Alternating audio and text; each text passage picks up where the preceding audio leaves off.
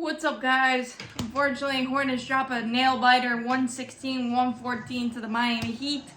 The difference, fouled way too much in the first three quarters.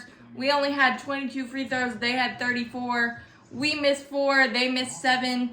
But getting to the line a lot more frequently. That's what happens when Jimmy Butler drives the ship.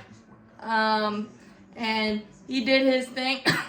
But also Duncan Robinson, Jaime Jaquez, Kevin Love, they made huge threes every time we made a big bucket, and we made a lot of them. But they had the answer for every single one of them. And Terry Rozier's half-court heave was online, just too strong. So the miracle was not answered. Terry Rozier did try to put his cape on, 34 and 13. But the depth, the lack of quality depth is the problem, because you have PJ Washington coming off the bench, 15. That's solid. That's good. Bryce McGowan's 3 points in 23 minutes. JT Thor did nothing. Zeros. He had about 7 minutes of court time as well. Not having Mark Williams hurt. He was out with his back contusion. Kevin Love, 21. Jaime Jaquez, 18, off the bench. And then, like I said, fouling too much early on, putting them to the charity stripe. And they have their percentage 83.9. And even Kyle Lowry hit a huge three to make it 103.99.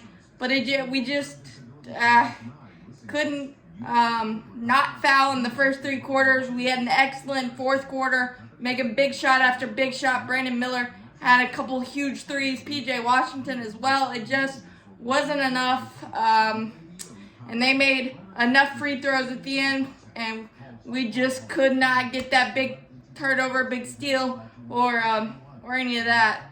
But really good fight. Just came up short, and this is our first loss when a game's within 3 points.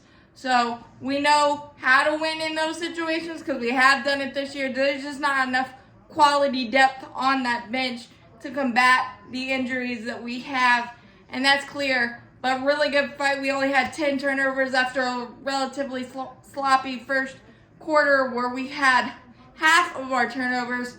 So that's something to build on, and shooting well from three is nice to see. We had 17, but unfortunately they had 15 big ones, and every time it was huge. But as always, Buzz City all flag, go Hornets. We'll look to get revenge on Wednesday against the Heat in Miami.